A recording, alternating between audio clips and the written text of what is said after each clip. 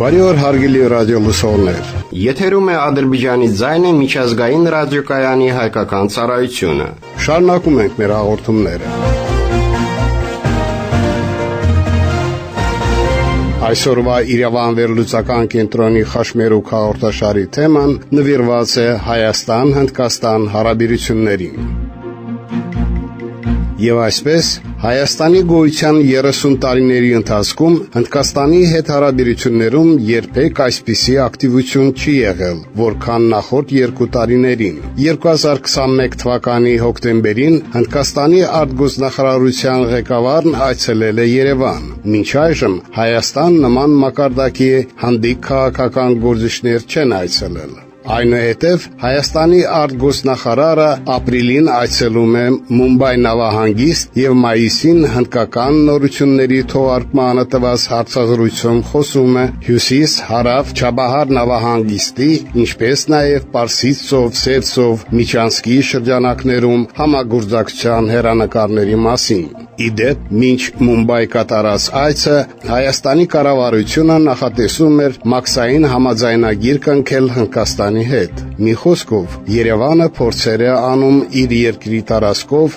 անիրագործելի երթուղիներ անցկացնել, հաշվի չառնելով երկրի տրանսպորտային եւ կապի ենթակառուցվածքների հիաստապեցնող վիճակը եւ նրա շրջափակումը։ Բացի այդ, Հայաստանը ունի ելք դեպի ծով, որն ապահովում է փոխադրումների բարձր արժեքը, սահմաններին բեռների ուշացման ու մաքսային հսկողության ու կաշառակերության բազմաթիվ ընթացակարգերը։ Իդեպ, Համաշխարհային բանկի մասնագետների հետազոտությունների համաձայն, ենթակառուցվածքների բարելավում այն երկրներում, որտեղ չկա ելք դեպի ծով, չի լուծում տնտեսական դանդաղ զարգացման խնդիրը։ Սյունիքով Իրանից Հայաստան տանող մայրուղին տեղ-տեղ անցնում է ադրբեջանական տարածքներով, իսկ թաթև Աֆղանի ճանապարհն այլընտրանք չէ այն մեծ ծրագրերի իրականացմանը, որոնց վրա տրամադրված է Իրանը։ Այն լեռնային է եւ ոլորտապտույտ, բացարձակապես անանցելիք գծորդով բեռնատարների համար։ Այս առումով Երևանը ստիպված եղավ սկսել Սիսիան-Քաջարան նոր ճանապարհի կառուցումը, որը ըստ Երևանի կարող է դառնալ Հյուսիս-Հարավ ծրագրի կարևոր մասը։ Սակայն մայիսի 1-ին Հայաստանի տարածքային կառավարության եւ ենթակառուցվածքների նախարարը հայտարարեց, որ մինչև այժմ ճանապարհը կառուցվել է ընդամենը 5-6%-ով, չնայած նրան, որ այն երկար տարիներ կառուցվում էր։ Իսկ արդեն հունիսի 2-ին Երևանը հայտարարում է, որ Եվրոպական ներդրումային բանկը, որը պետք է ֆինանսավորել Հյուսիս-Հարավ ճանապարհի Լանջիկ-Գյումրի հատվածի կառուցումը, միջոցներ չի փոխանցել, եւ դրա համար կառավարությունը պետք է հատկացնի 3 միլիարդ դրամ։ Երևանը, որը Եվրոպական ներդրումային բանկի հետ վարկային համաձայնագրի ստորագրման պահից 3 տարով պետք է միջոցներ փոխանցեր վարկը մարելու համար,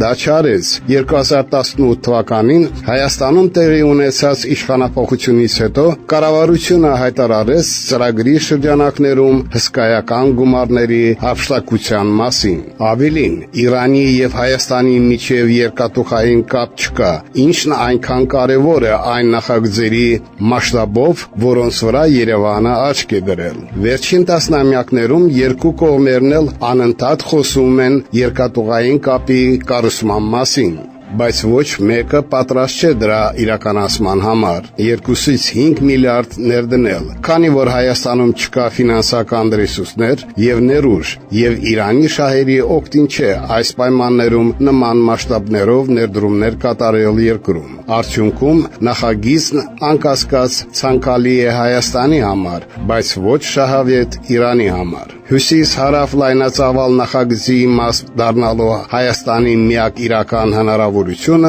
կրկին Ադրբեջանի հետ հարաբերությունների հարթությունում է։ Արազդայեն Ջուլֆա-Օրդուբադ Մեղրի ճանապարհը, այսինքն Իրանը եւ Հայաստանը Ադրբեջանի տարածքով կապող ամենաիրատեսական եւ օպտիմալ տարբերակն է, սակայն որքան շուտ կհասկանան դա Երևանում։ Վերջերս Հայաստանի արտգործնախարարի հնդկական հրատարակությանը տված հարցազրույցում Միրզոյանը նշել է Պարսից ծով, Սև ծով նախագծի մասնակցելու երկրի մտադրությունը։ Հետաքրքիր է, ինչպիսի փաստերի վրա է հենվելով Երևանը որոշել, որ երկիրն ունի դրա համար բավարար ներուժ եւ հնարավորություն։ Երբ են սկսելու Երևանում իրենց հնարավորություններին համապատասխան որոշումներ կայացնել եւ բարձրաձայնել օբյեկտիվ իրականությունը։